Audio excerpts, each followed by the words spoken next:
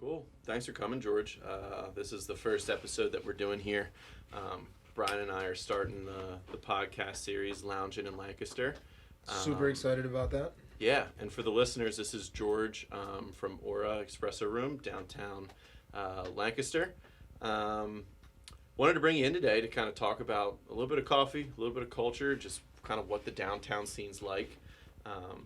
Being a businessman, I think it's important for people to know who you are, not just what you do. I agree, definitely.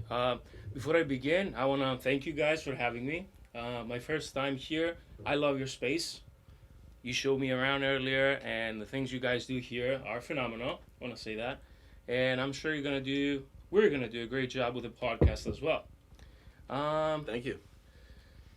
Yeah, I mean, you know my I'm business. super excited for you to be Oh, here. thank you, man. You know what I mean? Appreciate it. Especially like being a friend and somebody that I'm familiar with, so it feels good to be around that kind of energy and positive people that still have like the same vision and aspire to just kind of like open up and speak about certain topics.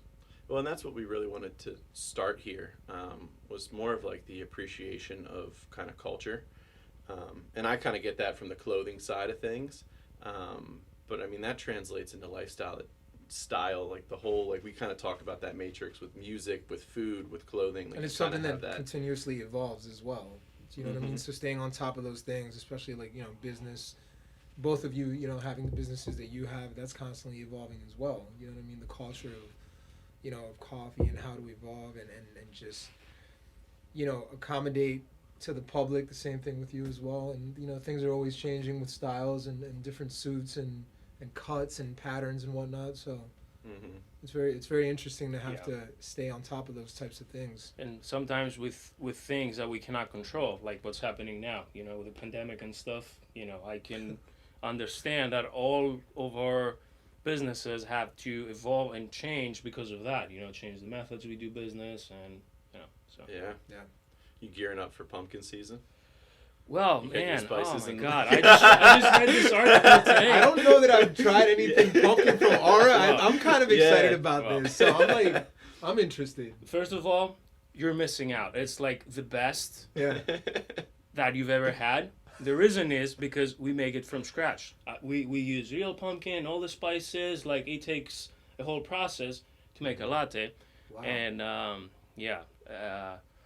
back to your question, I was reading this article today saying that the big chain companies, coffee companies, are going to bring the pumpkin latte in earlier this year because people, with what's happening, they're at home, they're unhappy, so they want to just do something to bring the excitement up, so they're going to bring it earlier. So that's Kickstart cool. fall, right? Yeah, right like away. a couple months I'm earlier. cooped Right up. to it. I want leaves to, fall. I want to Yeah. And then I mean, I'm excited for it, but I'm Tired. not in a rush. I just found out this year, I don't think I'm a summer person. It's been hot You're not- this year. So Yeah, I'm not so sure I'm no, a summer person. It has been really hot. I realized that I'm not a quarantine summer person. When you can't Yeah, travel if you're not at the beach. and go places and no, I try to go to the beach. Right. It was one of the most uncomfortable experiences, only because I'm not going to say which beach because I don't want to take away from anybody else's experience. It's my personal experience. But having to wear a mask on boardwalks, the uncomfortability of having to go into certain restaurants with certain procedures, and I get it, and I appreciate that those restaurants were open, but I honestly felt like I should have just stayed where I was because on top of everything, it was extremely hot. I think I went during the 1 week that it was pretty much a heat wave. Well, and then you can't breathe either. You Right. got this cloth on your face. and it makes it even worse. no matter who the marketer is, there's no such thing as like a cool air mesh mask. Mm-mm. And if there was, it's not doing you any Maybe good. either, you know, Like, that's an if idea you're for letting you all to that air attack. come Maybe you in, you're not stopping anything. Exactly. So it's like you just get this hotness just right in your face. Yeah. True. Right. But I don't know. I'm excited for fall. I'm excited for Yeah. like the seasons to change. Especially for a sartorial guy, like wearing suits becomes a lot easier, a little nicer. Oh, yeah. Because then you could throw the overcoats on top as well. Yeah, layered up. Scarves, Yeah. all that. Well, hey, we brought you on because we wanted to talk about coffee. The cup of coffee that we have here is from Fat Cow. Kind of the genesis of why I started this podcast is a friend of mine from high school bought out chicken coops with his dad and started roasting his own coffee beans. Being that like you're an expert kind of in the coffee industry and the food and beverage industry, would love to get your thoughts on like his cup of coffee. I mean, we're all three of us are drinking it Right. straight here. I think it's got tremendous flavor. You know, I'm a big fan of it. I'm just gonna say, hearing your story, his story. First of all, congratulations for his courage. To jump on something like that and convert this into a business. Now, as far as the coffee, I think it tastes great. Yeah, I'll be honest. There's a lot of body into it. I'm having mine black, and it's just so smooth. Like, I'm actually enjoying it. Yeah, I was thrilled when I grabbed a couple bags over quarantine. You know, That's because that pretty was like the first thing I did. Like, as soon as quarantine hit, it's like I immediately was like, oh no, what is this What am I going to gonna do to do? my business? Like, so then I'm like thinking about everybody else that I know and like what their businesses were. So I Right. was like immediately like, all right, these people are going to be in trouble. Let me buy some So of you this. try to support Let me wherever you try to can. support. I Like, did you the know, same just thing like when it really was- rallied to try to. It's a very selfless thing to do. Yeah, and then, you know, I was just so pleasantly surprised when I got the bag, and I was like, man, this is tasty. Yeah. It's really good. But kind of touching on your expertise, I mean, you come from Greece. What's kind of your background in the industry? Oh my God. So I have a degree in hospitality management, and I worked for many years for five-star hotels, high-end five-star restaurants, and coffee shops on my free time because I just love being around people. I love working, creating. So that's pretty much it. Do you have a favorite coffee drink? Coffee drink. Yeah. My favorite coffee drink is ice blended espresso. Mm. It's like best thing ever. Only a couple ice cubes because you don't want to make your coffee into a smoothie. You just want to chill and get that. The espresso is hot, so you just want to break that. Just a couple ice cubes, blend it for 6 seconds. If you do it more, it creates a foam and you cannot drink it. So it's like some small steps. Okay. Put it over ice, and man, it's like the best thing ever. Do not let me get a regular coffee the next time I go in. Okay. That's no. I'm serious. That's Okay. what I'm getting because the I way got he it. just described it, even because it's always like the same. He's like, It's you're just gonna have the processed. same like, this, and I'm not gonna say what I get because I don't want to get judged by anybody. But I'm excited for that. I'm glad you say that because when I first opened my business, I had this vision of bringing all the European drinks here and how Oh, yes. great it's gonna be. Americans are gonna love it. As soon as I started describing, they're like, oh, okay, I'm just gonna have a house coffee. You're just, some Yeah. people are not like open and Yeah. and it's okay. You gotta be open. Why do you think have- Americans are that way? Why do you think we don't like? Because the coffee's better over there. I mean, I've traveled to Europe plenty of times, and it's Right. it's No, it different. is. You know, It is. it's You're way right. different. You're right. You know what? I don't think it has to do with obviously where you come from, like Americans versus Europeans. I think it mostly has to do with the way you enjoy it. Like what I found out here is that the coffee is mostly what you drink to wake you up in the morning so you can get, to your work and be more productive. Where in Greece, it's like a lifestyle. Going for the coffee, it's like going out for dinner. It's an experience. It's an experience. Yeah. In Sweden, they call it fika. Yes. Like fika is like a thing. It's Yes, like, yes. I did. like a I hangout, did hear you know. that, but I forgot about that, so I'm glad you brought that up. So that's pretty much it. Like you would call your friends and be like, "Hey guys, do you want to go for the coffee?" You usually dress up. You go there. You sit. You chat. You socialize. You just take your time rather than do it fast and quick. So It's kind of like a happy hour. yes, Yeah. exactly. So that's the biggest difference. Then as far as like the actual coffee, I think the American market has nothing to. It's pretty competitive compared to Europe. Okay. In terms of taste and Yeah. whatnot. Yeah. Mhm. Okay. I Definitely. think a lot of it is just like what they're used to. You know what I mean? Yes. Mhm. Like what they're accustomed to. You try to bring something different that a lot of people aren't really used to doing, and try to instill that into a mind that's already programmed to think a certain type of way. Yes. It kind of you're not really open to that because it's like, why would I change it if I grab it in the morning on my way to work? It's easy. And I like It's it you know, anymore. easy and Yeah. it's convenient, but Right. like if you could turn it into an experience like that, why it'll be another reason to get together with friends without having to like get boozy or wild. Mhm. Not necessarily, I'm not really hungry, so I don't really want to go to dinner. How about we just all get together, have a coffee, and try a different approach of like a happy hour per se. Yeah. Do you know what I mean? More of a just it's a cultural thing. Yeah, I ponder that often. You know, it's so interesting how different the two cultures are. Yeah. You know, it's like the macaroons, the small plates, things like that. Like Americans ain't down with that. No. Small plates is Small plates is like- is something you start with before the big plate. Yeah. Yeah, that's what you just said. It's so funny. I remember when I first came here. You know, I didn't know a lot, so I found a diner, and I assumed they served food there. I went in. By the way, we don't have diners in Greece, and everything was so different. Long story short, sit down, and as you were saying earlier, you want to go for the safe options. Right. And I saw a Greek salad on the menu. Like, okay, I'm gonna go with that. And in Greece, when you order a Greek salad, there's usually 4 ingredients on it. Okay, no more than that. They brought me a salad which was like literally as big as the table. That had like everything you can name of that might be originated in the Mediterranean was on the salad. In But- chapter 4 of the menu. Yeah, right. Chapter 4. Oh yeah. No, but it Diner was, menus are something else. Oh, they are. They're something else. You got everything on there. Yeah. From seafood. Their weapons, their partitions, their shields. They're easy reading. You know what I Yeah. mean? It's yeah. So kind of tell us a little bit, when did you come over from Greece? And then how did Aura get started? Okay, so I moved here 4 years ago.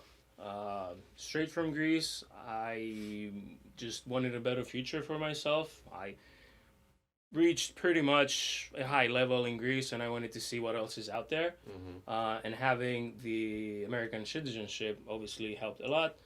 I had no friends, no connections. I booked a one-way flight to New York City because that was my dream. You know, a big city like that, being able to make it there, it was like insane. And then stayed there for as long as my money lasted, and I would apply. I would just email every 5-star hotel in the city. More than 600-700 emails, and then at some point I would go and start introducing myself in person, trying to get a job. At some point, I ran out of money, and I moved to some relatives that I had in the area, and that's when we went to the Hershey Hotel. I don't know if you guys are familiar. Mhm. Not Yeah, too far yeah. from Yeah, here. it's beautiful. I started talking with a server there. They introduced me to the F&B, and that's how I got my first job in the States and in PA. Okay. Yeah. And what did that entail? Was that at Hershey? It was at the Hershey Hotel, and I was managing the circular dining room. It was like one of the most historic restaurants in this area. Actually, they have served presidents of the United States, obviously Milton I was Hershey gonna say, that's a himself. pretty prestigious. I've Yeah, never area been there, up but I've heard I haven't really, dined really there, good but things. you With the should. amount of experience that Yeah. he has, I mean, it would make sense, with like you said earlier, working with a lot of, hotels and places of hospitality, and him having like so many years of experience. I mean, it was. I'm sure that position was deserving. It was deserving, but man, when I got that job, I realized I knew nothing because like the way they do it here in the training is completely different to what I was used to back home. One great example is that working in such a great establishment, there are rules about everything. There are regulations on how you do things and how you talk to people, how you approach people. Like, it was a whole new world for me. Inspections, OSHA, like Oh, yeah. regulations, all yeah. sorts of different Yeah. types of So things. Europe doesn't have the regulations on business the way that we do? Not They Or is it just do- kind of different? They do, and I'm sure he's going to be able to elaborate a little better. They do, but not to that extreme. yes. Okay. It's two totally different styles. You know what I mean? You don't have inspectors coming in, every like once a month or whatever. There are regulations because you have to be able to run a business, with certain Standards. with certain standards. Right. Do you know what I mean? But it's not in every place. It's going to be different, even from state to state. You know what I Yeah. mean? PA sets its own laws. New York might set its own laws, but imagine Liquor like Europe. Control Board. Liquor control board. Yeah.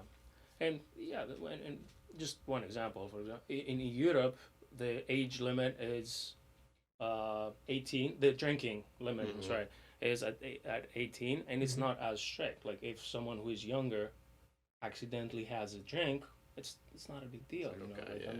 I'm just telling you one example on Versus how here, things. that's a big deal. Oh yeah, I Oh yeah, you was. get jailed and a hefty fine if you Yeah. if you serve a minor. Yeah. Yeah. So hey, it took me a while, but it was well. It was a great experience. Yeah. Well, and how did you parlay that into Aura? Because now you have your spot downtown. Yes. You know, so what was the transition like from there into Aura? After I gained all that knowledge from that place, I felt strong need to do something that's my own, because as I said earlier, I like to test my limits and see how further I can get, and I wanted to open a restaurant. That didn't happen, and I came across with this tiny space downtown, which, from what I was told, nobody could make it happen. And even that saying to me was like a challenge. I'm like, I need to find something since That's you that know, drive. Yeah. yeah, that drive. like I'm like this is insane. It's a great location, main streets, low overhead. All the costs are so low because it's tiny. We can fit something out, and Right. then a friend of mine gave me the idea because I used to work at coffee shops, as a hobby, to put a tiny little espresso room and just promote my culture, Mhm. my lifestyle, and if I can make a business out of it, I would be extremely happy. And fast forward to today, I'm like extremely happy that I Yeah. did. Well, it's perfect location. You got all the foot traffic that comes right through there. Yeah. You know, it's like With everything changing the way that it does, moving in the right direction, things expanding, investors, finding, opportunities to make this, the area greater than what it already is. Do you know what I mean? And downtown blowing up as much as it is. I mean, you're only gonna roll with it. Yeah. You know. Hmm. well, and what you were saying about the square footage, it's like it's a no-brainer. It's like, duh, an espresso room would work perfect right there. That's about the only thing that could work in there. You know, so it's that leap of faith. You know, what was that kind of like? What was there any hurdles that you had to jump through when you were starting it? Oh yeah, plenty. Because like studying a business, for someone who might be watching now, they'll be like, oh yeah, I mean, it's easy to say, but I don't have the money. So for me, that was the biggest issue because I didn't have the money. I just came from a different country, and the cost of living here is not easy. So I had to do like jobs that I wouldn't usually do and save and do some personal work. Like I had to learn how to install flooring and how to do stuff that I've never done before, Oh, so I can make my dream a reality. that's amazing. Yeah. That story is, you know, it's inspirational. It is. Because there's so many people that kind of like wallow and look for that perfect opportunity, or There or is- they wait for that opportunity. They don't look for it. They're waiting, and they're like, Right. all right, well, when That this opportunity happens is to not me, going to be this there though unless you go out and look for it. you gotta force You have it. to create that opportunity for I love yourself. that. Yeah. Do you know what I mean? Complacency, comfort zones are nice, and there's some ordinary people out there that are wonderful, and that's okay if that's the life that they want to live. But if you want certain things for yourself, and you go out and create those opportunities for yourself, the reward is so much greater. Mm-hmm. Yep. Do you know what I mean? Well, we spoke about this last night when we talked. There's I'm really big right now on like finding your purpose for almost existence, and there's a direct correlation to like the responsibility that you take on yourself, and that feeling of like self-fulfillment. Like I have it here, you obviously have it in your being, but like that's kind of like, what they say, the American dream. It's like you moved here 4 years ago. Now you're on your own 2 feet in a completely different country, able to share your culture, and like that's it, like that's exactly what we're founded on, and it's so beautiful, and like I hope we don't lose sight of that, because it's like that's it, it's like being able to come here, have an idea, and implement it. Yeah, and adapt as well. Adapting is a very. But it's not like it's easy. No. It's like no, not at all. you wouldn't characterize those last 4 years as easy, would you? It's not easy, but I mean, it's life. Life sometimes it's not easy, and you just have to do what you have to do. Mhm. Just, Yeah. Have faith, persistent, open-minded. I would say adaptable. Like you need to work on yourself too. Like how you want to make. Personal growth is important. Yes. Personal growth is very important, especially with opportunities that you're trying to create for yourself. 'Cause you have to like mentally shift Yes. Yeah. and adjust to the next steps. Because a lot of people look at the brick and mortar and they want to make that perfect, they want to make that appealing, the marketing, the pictures, but sometimes you have to work on you have to invest in yourself, like your ideas, your vision, thinking outside of the box, you know what I mean, building your network, your connections. So I think that's really important too. Yeah, that's a beautiful way to say that, because I think that gets in a world that's super materialistic, we kind of forget about like almost the human connection and the connection of it, which is essentially why I wanted to have you come in here, and I want to have more people in the Lancaster County area get in here, because it's like, we can use the technology, for connection, but like you got to do it face to face, and you got to have that conversation. Agree. Because if you don't have the conversation and you don't really know the person, online perceptions can get thrown a million different ways. Oh, yeah. Yep. Definitely. So kind of to keep talking on a little bit of cultural differences, we're going to kind of step into my realm a little bit here. What do you notice about European fashion and American fashion? Okay, so I'm not the right person to answer. This is touchy. This is touchy. Nobody get offended. Yeah, right. It's all personal input. This Yes, is my yes. opinion. That's why I didn't say anything about the type of coffee that I order when I go visit him. Let's talk about what you're wearing first. What about this? What is this? You like the suspender look? I like that. Yeah. I like that a lot. I think you look sharp. Yeah, Yeah. I really like Thank that. you. It looks real sharp. I figured for the first podcast, I gotta this is what I do. Yeah. Gotta step it up a little It's your bit. business. I love it. I love it. Old school braces. I'm a big fan of like the button-on suspenders. Is that what that is? Yeah. So you call like those braces? So that's the difference between braces and suspenders. Braces actually have the buttons on them. Right. Versus suspenders are just kind of like the clip-on ones. Right. So the old school braces, I think, is it's like an ode to like an old 1920s style, Oh, yeah. banker businessman. Absolutely. Which I'm just super big on that type of fashion right now. And it's good to pay homage to the older, the older aspects of like clothing and how they did it. Absolutely. So now I have a question for you. How does someone find their style? Because there are a lot of people out there. I have a lot of friends who are like, you know what? I like what you're wearing. I like what I see in the magazines, but I don't know what my style is. Like, how do people determine that? Like, how? Before he says anything, the one thing I'm going to say, do not be afraid to try anything. Wear anything. Be open to it all. Because I have some pretty funky shirts. You've probably seen some of them. I like vintage button-downs. You know what I mean? It's like, so when people say, you're the only one that can pull this off, I'm like, no, I'm not. Actually, you can too. You can also pull that off. You just have to try it. You just have to Yeah. just do it and be confident, feel comfortable wearing it, and just go with it. Yeah. You know what I mean? As long as you're open to different styles, open to different like patterns, cuts, whatever it is. And that's kind of what it is. I mean, you start to develop your own taste just by paying attention to what you feel best in. Like the more often that you wear something, you'll start to feel different in it. Like you'll know, like when you try something on and you're like, I feel good in this. Like you almost like immediately kind of know. So that kind of develops like you have this like innate sense of like, this is something What that I works look for you. good in. That's great. I've never thought about that. You kind of have that self-realization, but like you said, you have to try it, Yeah. because it's like he wears like the Mandarin style all the time, which is like the crew neck. It's got no collar, Yeah. and he does those sort of like beachy Cubano style button-ups, which It looks I love. great. It looks great on him all the Yeah, time, yeah. but like I tried one on the other day, and I was like, man, my neck just like Right? it doesn't That's look what right in happens. this, but like but second guessing yourself also is yeah.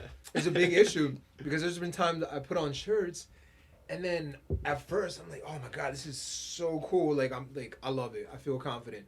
And then I'm walking to the car. I'm in the parking lot, and I'm like, oh, I don't know, man.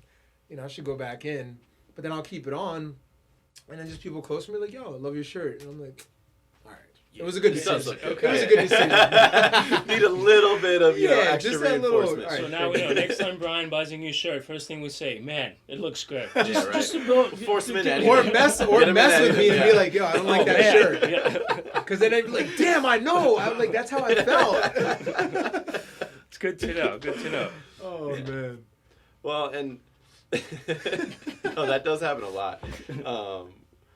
Where it's even in the dressing room, like when I put stuff on for grooms, that immediate like he might feel some sort of way, but then the bride or like a mom will be like, well, what about the pants? And then immediately now he's spiraling. He's Yep. like, well, now I don't feel right, and it's like one tiny little thing, and it was like, all right, well, we're gonna fix that. Like, we're gonna be able to taper him a little bit. We'll fix that. Like, You have to be let's able think to about bring color. these people together, man. Yeah. And there's, you're not fitting one person.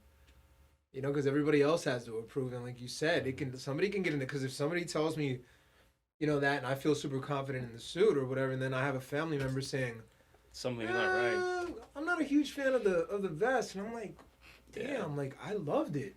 Mm-hmm. That happens all the time, especially when, not to moms. Moms can do that real quickly. Mother of the brides and then prom moms. Right. I mean, they can get inside that kid's head, so fast. Yeah. It's like he felt great. It's like, and then for me, it's like I was like, all right, great, we got all this lined up. We got a sale. We're getting Dance moms. And the next thing you know, it's like, oh, shoot, one small little comment. Yeah, now yeah. start over. Yep. Square one. That's amazing. But yeah, like finding your style is like a lot of confidence, like like we were talking about. But then that's where you come in, also as well, suggestions and accommodating to certain people's taste and flavors. You know what I mean? I know that has to be a little challenging. Movies as well. and stuff like that do play a good role because I Mhm. see people come in all the time that like, they'll come in with their Pinterest board of like, Ben Affleck in like a suit, and you're like, all right, well, hey, that's a $3,500 Tom Ford. Right. Let's all right, what I that's can your do. style. We can do certain things to make that work. But that's where a lot of the influence comes from in terms of style. It's you see what other people are wearing, then you try to put it on yourself, and you develop what you think looks best. Yeah. And then you need to be confident, right? Or is that just me? Like sometimes you just have to. If you like it, then you just have to work on it. Be like, you know what, I like it. I look good. I should be confident. And then I feel like that helps because people, when they see you walking confidently, they just buy it. Like, he looks good. Just believe in the energy that the vibe that you give. Sometimes. Absolutely. Yeah. Well, But like he said though, I mean, like, I know I have my opinion about it, like culturally. Yeah. Right. Especially like the area you're from. Greece being a very beautiful country, having so much, from the cuisine to the drinks to the clothing. What do you notice like difference wise? Like, are the cuts different? Color schemes. I mean, are there certain things that stand out a little more? That's more appealing. To the culture there as opposed to here. Like, what differences do you see that stand out to you? Okay, so I'm gonna start by saying that my experience, what I'm gonna say is based on what I see in this part of the States because I didn't have the chance to travel elsewhere. So I'm just gonna talk about where we live here.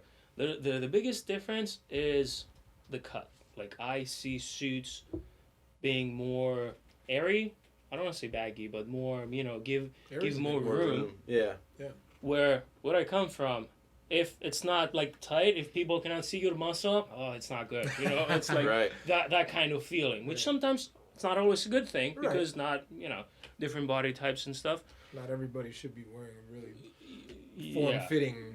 Well, America's outfit. different just on the basis of our food. I mean, it's Mediterranean cuisine is very lean. Mm-hmm. So by nature, most people are a little skinnier and a little straighter. Right. Whereas like the American sack suit, it's like we've got to fit a little bit different of a build for the masses of our people. Right. Mm-hmm. But you're exactly right there because like in Italy, they'll teach you that like the jacket right now should just barely button, and you rarely will button it, but like they want it so tight that it like almost barely buttons. Yeah. Which is like, it flies in the face of everything that my dad taught me, because what that happens is you have that pull right here. So a lot of the generational style, it's like the younger kids want that, like they want that pull because it's tight and it's fitting and you see their muscles and their chest comes out a little right. bit. Even then, sommeliers. I was watching a blogging video actually earlier today, and a lot of the sommeliers, that present wine to the tables, in a lot of like bistros in Italy, they'll come up to the table with their jacket buttoned. And it's like pulling, but they're also like very stiff with like how they're presenting the wine and whatnot. But it's a very natural thing.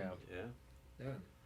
Well, and that flies in the face of everything that my dad taught, and that's why what I was saying before with the generational thing. It's like the guy may absolutely love it, and then that's where the mom's like, "Well, that's pulling, or that doesn't look quite right." Right.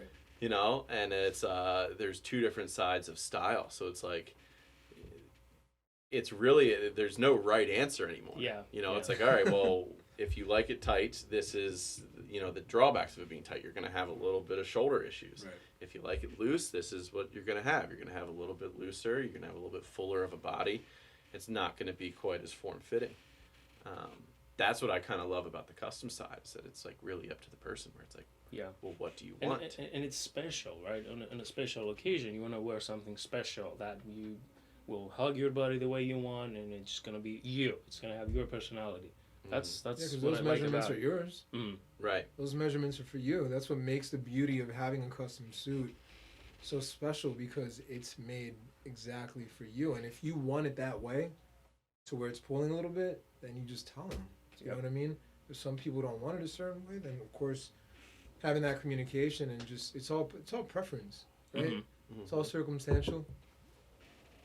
Yeah, I mean, and consumer preference is, so broad. So broad now, and that's what's kind of, it's almost forced me to pivot my dad's company out of rental and kind of into retail, because from any given person, it's like one person wants it super tight, the next person wants it loose, and, you don't really have, and here, especially in Lancaster, because of, we do have a good mixture of culture here. We do have a good mixture of seasons here, versus like if you're just in, a Mediterranean city, you're probably going to see clientele that are fit just for that season. Right. Whereas like we've got so many different people that like you got to have a to little be bit of able everything. To accommodate. Which is what's really interesting about suits in general, is like when you look at the construction from like an English suit to an Italian suit. The English suits get their tailoring background from the military, right? So they have a much more pronounced shoulder. You also have to look at the climate, and the climate is, weathered. It's rainy, so they're going to have a stiffer fabric. They're going to have a more, military-styled, kind of broader, straighter shoulder to the way that it's brought about. Versus when you go to Greece and Italy and the Mediterranean side, it's a little bit more like tight, it's playful, it's airy, you've got the gorgeous, beaches, you've got all that. So they want their suits to have a rolled shoulder. They're going to have a much more thinner fabric. It's going to be much lighter. It's going to roll. Right. It's going to be form fitting, it's going to be tight, it's going to have flair. And that's just geographic area too. And that really plays in. Even the color and the patterns and the different styles, right? Doesn't that like change from different areas and countries? 100%. Yeah, I mean that's just culture. I mean, if you take something that's like, I go back to England and Italy, the climates are so different. Like what's dreary and like kind of cold and damp and wet. Well, obviously you're going to get like a darker gray, some browns, and things like that. Versus you take something blue skies and greens, well now you're going to get into like your pinks, your salmons, your light blues, you're a little bit more expressionistic colors, which is great. Which was funny because I was showing you fabrics earlier, and like as soon as I came across the first thing that he said was like that one. Up. Because you didn't see that a lot around here just because of what you said, But isn't that beautiful? Because I know my experience when I was able to like pick a suit. I picked every single aspect of the suit. Of course, he helped me with his consultation as well, like the fabric, what pattern I wanted on the inside, and it's all like depending who it is, they open up that book, Yeah. and they say, "No, this is me. This is me." You know, it's not like they have 3 or 4 templates, Right. and that's the Yeah. beauty of it all. You know? No, speaking of, like, it makes you kind of feel like a rock star. Oh yeah. It does. It does. Oh yeah. Talk to us a little bit about, you played professional soccer too. You were a goalie. Yes. That was Yeah. a long time ago, though. Like, Yeah. it feels like. It looks like he's 25, and it's like Right? a long time ago. I he wish. says. I wish. Yeah, we can still ride your star power though, right? If I put you on the ad next to Brian next time. As long as I'm in front of. No, I'm kidding. Man, yeah, it was a long time ago. I was really young. I wasn't ready for that. Everything happened really quick, and I was a completely different person, and I did good for the most part. I just wasn't there mentally, and yeah, it didn't work for me. It didn't work. That's the tough course of an athlete, you know, like to make it like Yeah. superstar. Like you gotta be locked in. Oh yeah. You gotta be Super locked locked in. in. Anybody? Different type of discipline. Yes. Mm-hmm. You know. You need discipline. You need people around you, like your parents, your family, your environment, to keep you, kind of sheltered and focused and motivated on what you're doing. I didn't have that. So I was kind of like experiencing, and as you said, I was really young, and I had that fame that I thought I was like pretty much I could do anything I wanted, but then at some point it catches up on you, and then the people who keep working every day and every night on their craft, they become better, and then you just stay Yeah. where you were, thinking that you're great, but it's life. What type of doors did that open in the cuisine side? Were you able to like enjoy like kind of that lifestyle of a professional soccer player? That leads you kind of into the hospitality side too?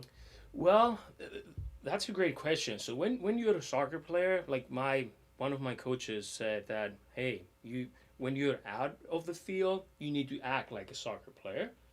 Obviously, treat your people well, behave nicely, eat out and do fancy stuff like, build your confidence. So I did have the chance to try some great places, but my passion with hospitality started from way back. My father is still a famous chef in Greece. Oh. So whenever he would go to work, as a kid, I would just follow him, and That's awesome. his kitchen was kind of like my playground. So I was since I was 5. Yeah. That's awesome. So It's amazing. Yeah. So what's the best in Lancaster County? Where's Yes. your favorite place to eat? Man, that's a tough Because question. if you got Yeah. some expertise coming there from having a Well, father that's a chef. I'm lucky to live in this place because you have so many nice restaurants and different. Mm-hmm. Mm-hmm. Okay, every single restaurant in Lancaster County, I feel like it's different. Like you have from Trinidadian to Indian, Greek, Mexican, like you name it, it's there. It would be unfair to Single rate one them, out, to yeah. single one out. I wouldn't say single one out. Maybe like let's say favorite cuisine in the Okay, area that you've tried, and it could be anywhere from here to just like outside of the area as well. Yeah. Like what in your opinion, something that you've had Yeah. yeah. that Well, kind of stands out to you? see, I'm gonna go with my personality. I like modern. I like elegant Mm-hmm. and trendy, Instagram worthy. Yeah. It's a big thing right now. Yeah, right. Yeah. It's a So big thing. I You gotta like to post try. a pic, man. Of course. Yeah. Before you start eating, you go for the picture first, and Yeah, then yeah. you dive in. And then I also like occasionally some classics. Like sometimes you just want to have a good meal that's cooked nicely without the weird colors and the flowers on the top. Just something made with like passion and like authentic recipe. And yeah. And what would And that be? you want the dish or the restaurant? Give me the dish. Give me the dish. The dish, I don't know, something Something authentic. Something. Let's start with that one. Something authentic. Something that you would look for. That you What's your say favorite people put Greek a lot dish of. then? That's a Let's good. go that That's way. that's where I'm Yeah. trying to. So Because I love moussaka. moussaka. I was gonna say it's one of my favorite dishes. So that's like my comfort food. Like when I want something, when I don't feel fancy, I want something like that, like home cooked. Familiar. You put in the oven, familiar with like nice sauces, a nice glass of wine on the side. Mhm. Just, yeah, that's what I enjoy the most. Nice. Do you eat octopus? Octopus, you go for the octopus on a sunny day. Yeah. You just sit somewhere outdoors, have some mousse on the side, and that's how I enjoy my octopus. Oh yeah. That's how it should You be. put the ice cube in yours though. Yes. Yeah. You gotta do it that way. Mm-hmm. It's like black licorice though. I like you it just, though. You just do what you have to do. It's Do you do Rocky? occasionally, yes. When we were We celebrating, loved it when we were in Crete. yeah, that's Yeah. that's where it originates. And a funny story about Cretans, the people who live in Crete, they're proud people and they're hospitable. Okay, they're like one of the most hospitable people that you'll ever meet on this planet. Like if you ever have the chance to go. Mm-hmm. So a lot of business owners, they just sit outside. They want their businesses to do good, but they're talking to people not because they want them in, but just because they want to offer them something. Yeah. And they have shots of raki, which is really strong, Mm-hmm. Mm-hmm. and they offer to tourists when they pass by. And if you don't accept it, they're kind of offended, so they're kind Right. of like pushy.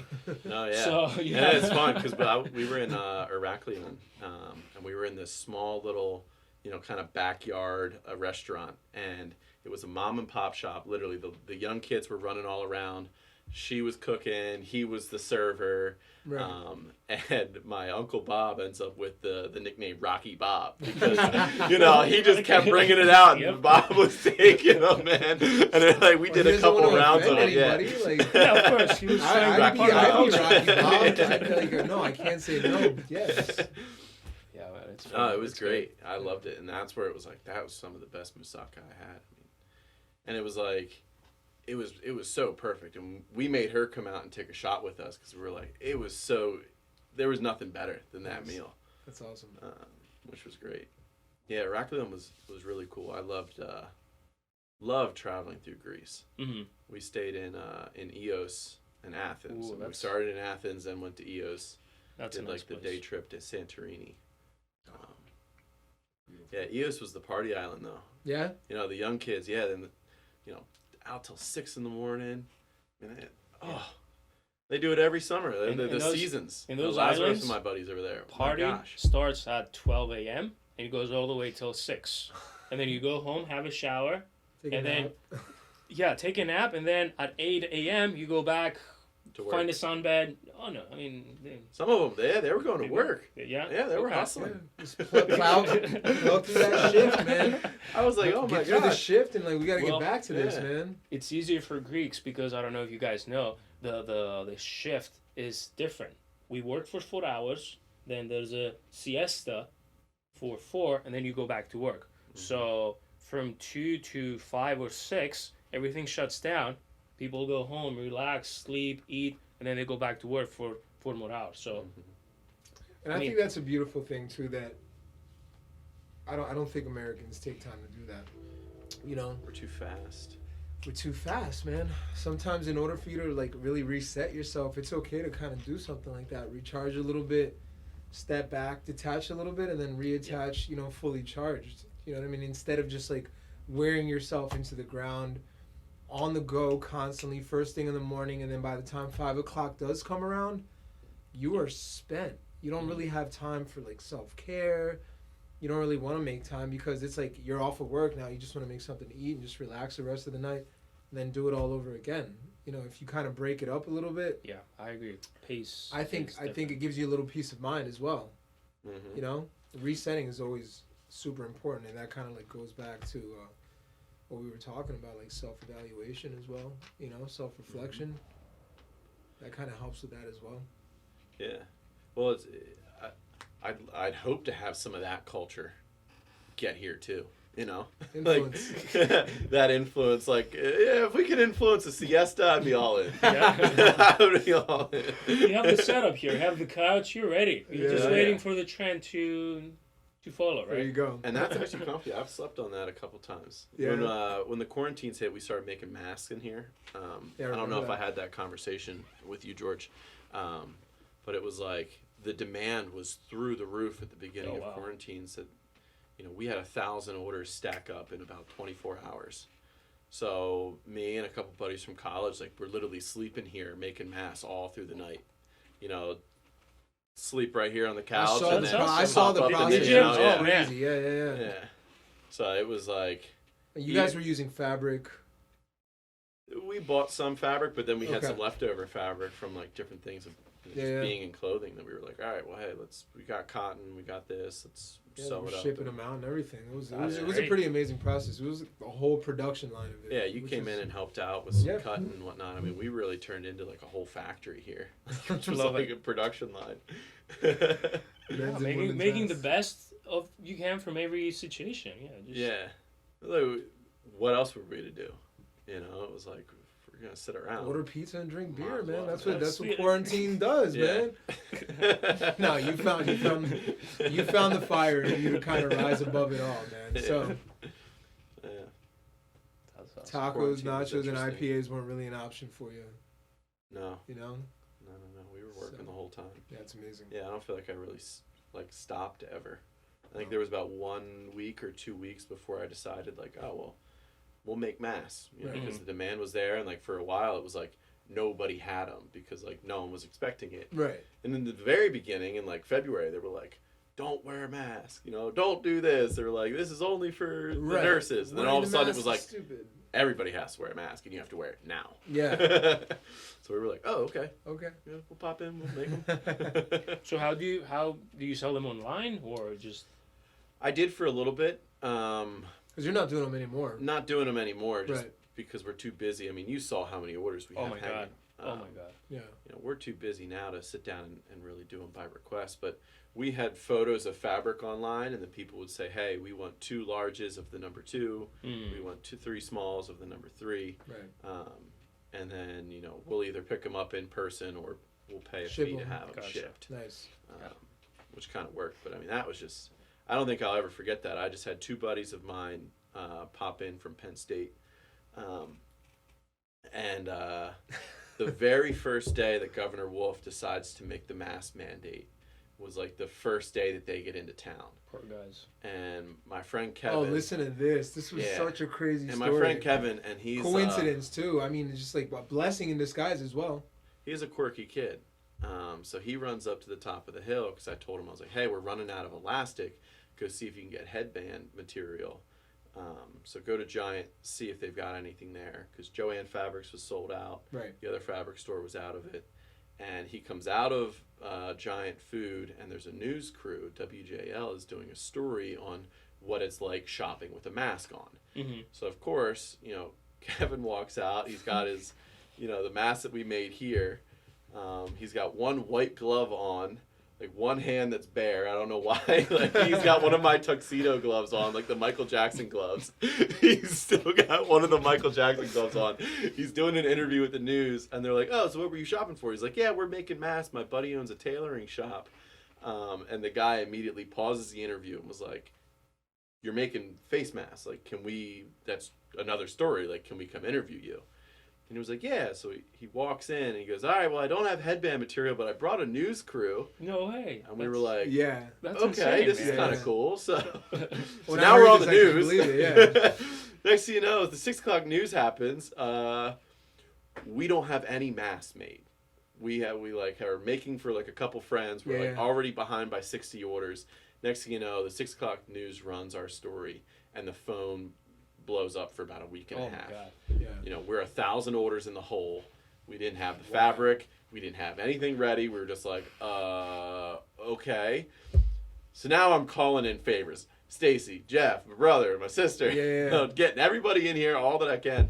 I'm like, all right, I need you guys to cut this. All right, I need you guys doing this. Kevin, you're going to learn how to sew. This is all your fault. This is all your fault. That's Cursing insane. him at like That's 2 in the awesome. morning. We're like, Kevin, why did you have to do that? Yeah. Oh my God, that's amazing. That's great. That's an amazing story. I love it. Yeah, that was pretty wild.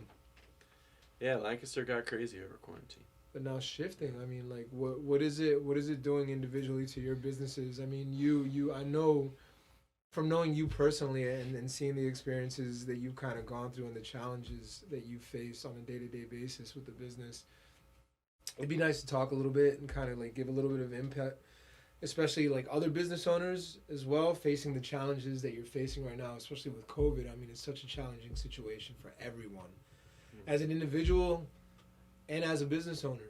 You know what I mean? Have you seen like a lot of challenges in the business that you're in? I mean, I know you have, but like, how does it affect you, and how have you tried to reinvent yourself a little bit, or kind of just roll with the punches more or less? Well, if somebody says that they haven't been affected, I think they're lying. Like everybody's lives, Everyone. somebody more, somebody else maybe less, has been affected one way or another. Our industry, the hospitality, I feel like it was hit. It was hit so hard. Nobody expected that. And right before that happened, Lancaster especially, we had new restaurants opening like every other week. You read the news, new restaurant coming up, new this, new that, and And all of a sudden, everything's at a standstill. yeah, it's at a standstill. As you know, I had to close one of my businesses. We right before COVID, we opened Alexander Coffee Bar, which was inside Tellus. Right. Amazing project with so much potential. Yeah, I love the windows you guys put in there. Yes. I mean, man, that front, opening that up is so cool. Yeah, and the plan was that we can have some European bistro tables outside so people can come in, grab a coffee or watch some soccer inside Yeah. Tellus without having to have alcohol. Give some other options, and we got amazing feedback. And then coronavirus hit. But as you said, we have to roll That's with like the one. punches. That's one of so many restaurants and small Yeah. bistros that are going through the same challenges. I'm in the food and beverage industry. I've been in the food and beverage industry for over 15 years. On a bigger scale, restaurants are still at 25% capacity, no bar seating, must wear a mask. Like, Can't serve alcohol without food. can't serve alcohol This without is- food. It's yeah. just absolutely insane. I mean, and it's like, what is it? What is it really just doing to everybody? And it's unfortunate because situations like that are happening all over the United Everywhere. States. People that might have had an idea to open up a business 1 or 2 weeks prior to this actually making headlines as big as it did, and businesses are just dropping off. Mhm. And it's back to square one. So I don't know how it affects your business, but I know front line what it's doing to the food and Yeah. beverage industry. And it's not only like the capacity, it's just changing the way people are having fun, because like going to a restaurant is not only about going there, eating and leaving. It's about the atmosphere, going there, socializing, talking to the person in the bar, and then having friends over, just getting together. What coronavirus pandemic is exactly opposite, like isolating people. So yeah, Yeah. from a cultural perspective, I think it's difficult, and you see a lot of people like individually struggling because they're used to having like a bigger group kind of people all the time and going out and being social. So that's another challenge as well. Right. Yeah, absolutely. I'm sorry to hear that with Alexander's. I mean, it's a beautiful idea, and like this is the exact season that you want to have that. Yes. Yeah. Like you want to have that. Outdoor seating bistro and- seating. Get some fans going, get people walking in and out. Like Right. that's the perfect opportunity for it. It is. But you just roll with what you have. Like we decided to close that down, minimize costs a little bit. Unfortunately, we had to let all of our employees go, which was sad. Which like so many other businesses are doing Yeah. as well. Yeah. I mean, Yeah. major Yeah. businesses. You know what I mean? Companies that I'm not going to mention right now because I don't know whether or not they want to put their information out there like that. But like, whole companies are furloughing all of their employees. You know what I mean? So I can just imagine what it's doing. Because you can't survive on takeout. If You can keep the lights on. Yeah. But like, how many employees can you keep on takeout? Yeah. Well, it's like, I'll answer your question. If the business was set up as a takeout business, you can thrive, because now you don't have to pay a hostess, a busboy, a food runner, 4 cooks, because you're only doing takeout and you eliminate those people. You just need a cook and somebody answering the phone. So if your business wasn't set up as a takeout business and you have to adjust, then that's where the tricky part is. Until we figure that out, you're going to have to lose some money. You're going to have to burn some Because money. we actually talked about that too. Restaurants that aren't made to be takeout restaurants are becoming takeout restaurants. And then it's also the other challenges that they're facing is how do I maintain the quality of an amazing dish and turn it into a takeout dish? Because people specifically go to certain places for that specific dish, right? Yeah. What ends up happening? You want that dish really bad, so then you're going to order a takeout, and then when you get home, you're like, what the hell is this? Yeah. And You're a little disappointed because half of the thing was the presentation. Exactly. It was the plating. It was like that gnocchi with the glass of wine, and then like sommeliers. I mean that's their job. I mean their job is to get you to indulge. Well, how do you do that? It's conversation and the explaining of like, well, you eat this dish and you drink this wine, and here's the pairing that you have together, and that makes you want to order a second, and now you want dessert because, all right, well, if you explained how good the main course was, well, I can only imagine what dessert's going to be. So then you try to recreate that same exact experience at takeout. home with Franzia, and it's Yeah.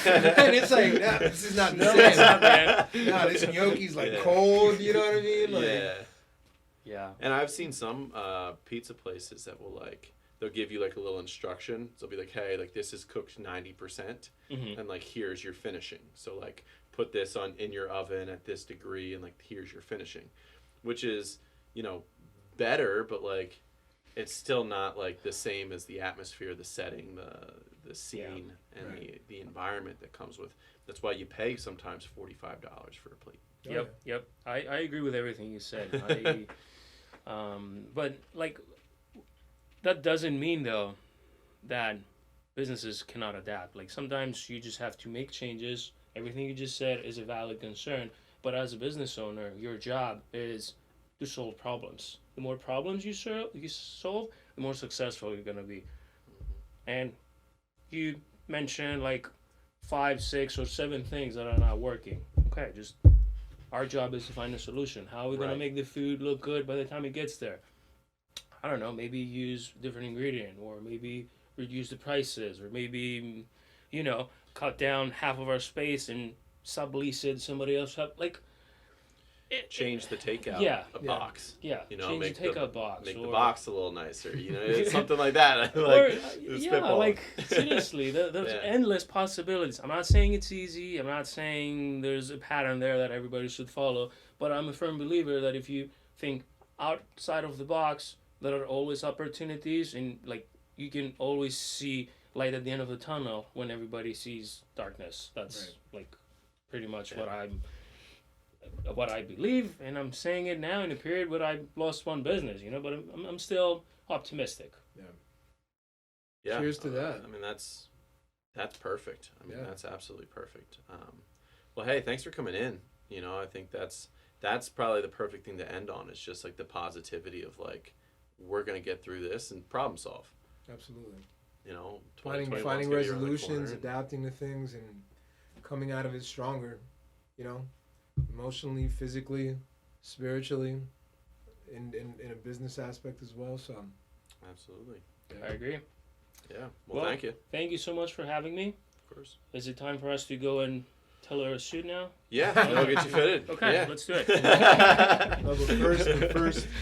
Yeah, let's have a quick toast. Yeah. I got you got the glassware. Here. Yeah. Me being a bartender, we're going into your fields now. I'm stepping back. This is my domain.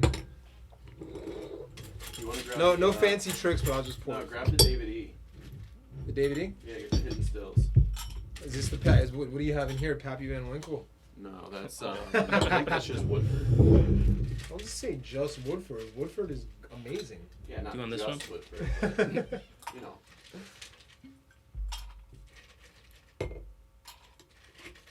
Actually, back to what we were be honest, saying. I learned something new today. I didn't know that McDonald's sells ice by the bag. I would have never have expected that, but I was walking in and I saw like the little sign for it, and I was like, interesting. Because I was just gonna get asked for 2 things of soda. Be like, oh hey, no soda in there. I just need cups of ice, and I was like, oh, they sell bags of ice. That's weird. Interesting. Can't imagine that there's a big demand for it. But real quickly, you put me on to David E. and Hidden Stills. Yeah, Amazing. I had no idea that that was up there in Lebanon. it's crazy. I mean, this is pretty amazing stuff. This is his rye. Yeah. Really good stuff. We went up there to the distillery. It's in Lebanon. Okay. Amazing Moving to stuff. Hershey soon, though. They are going to be moving their operations to Chocolate Avenue. I don't know the exact address. Chocolate Avenue in Hershey. We saw a little bit of what they have planned, and honestly, much success to them. You know. Yeah, they're doing it. I mean, their whiskey is absolutely phenomenal. Yeah. So if you get a chance, try that out. Hidden Still. Ooh. Yeah.